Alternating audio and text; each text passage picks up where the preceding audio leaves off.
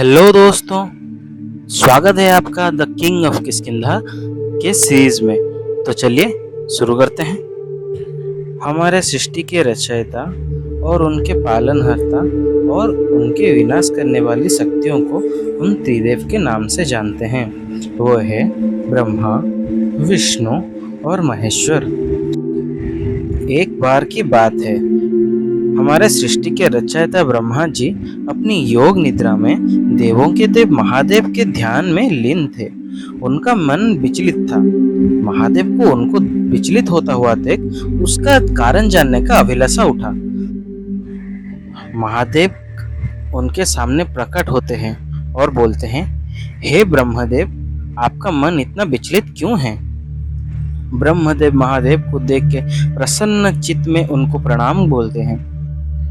तब ब्रह्मदेव बोलते हैं, हे महादेव, मेरे बनाई हुई सृष्टि में प्राणियों के भीतर इतनी घृणा, संघर्ष और युद्ध का तांडव देख के मेरा मन दुखी हो गया है। हे महादेव, आप इसी वक्त ये लोभ और घृणा से भरी सृष्टि का अंत करें, कृपया अंत करें इस सृष्टि का।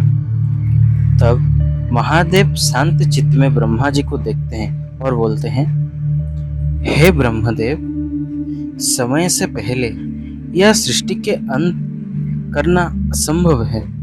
तब ब्रह्मा जी दुखी होकर बोलते हैं, हे महादेव, तो क्या मैं ये मारकाट देखता रहूं और कुछ न कर सकूं? अगर ऐसा है तो मुझे ये जगत पिता कहलाने का कोई अधिकार नहीं है महादेव, कोई अधिकार नहीं है। मैं क्या करूं महादेव? रास्ता दिखाइए महादेव, रास्ता दिखाइए। तभी महादेव बोलते हैं, हे ब्रह्मदेव, हम ऐसे विधि के विधान में बाधा नहीं डाल सकते। तो ब्रह्मदेव विचलित होकर कहते हैं, तो प्रभु, क्या हम ऐसे ही अधर्म को बढ़ते हुए देखें और कुछ ना करें?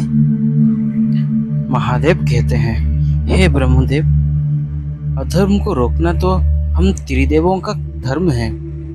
अभी सतयुग का अंत होके त्रेता युग का आरंभ होने वाला है और अभी अधर्म और धर्म के युद्ध और भी प्रचंड होने वाला है।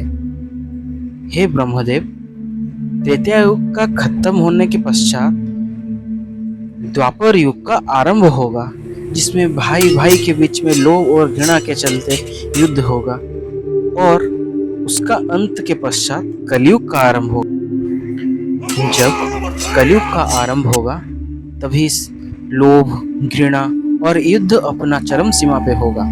हे ब्रह्मदेव, कलयुग का वो दृश्य बहुत ही ज्यादा भयावह होगा। लोभ और वासना के गुलाम होके मनुष्य अधर्म का सभी सीमा को लांघ जाएंगे। देवी के स्वरूप स्त्रियों के साथ भी अन्याय करने से पीछे नहीं हटेंगे। तो ब्रह्मदेव बोलते हैं, हे महादेव, दया करके रुक जाइए, रुक जाइए। आपके मुख से ये सब बातें सुनकर मेरा मन शोक से भर गया है। हे भोलेनाथ, क्या ये अधर्म रोकने के लिए कोई मार्ग नहीं? तब महादेव बोलते हैं, हे ब्रह्मदेव, अधर्म को रोकने के लिए और मनुष्यों को धर्म के मार्ग में लाने के लिए हम त्रिदेवों को ही अलग अलग युगों में अवतरित पुरुषों के रूप में आके अधर्म का विनाश करके धर्म का वार्ता सृष्टि में फैलाना होगा। यही तो हमारा त्रिदेवों का धर्म है। इतना कह के महादेव चले जाते हैं।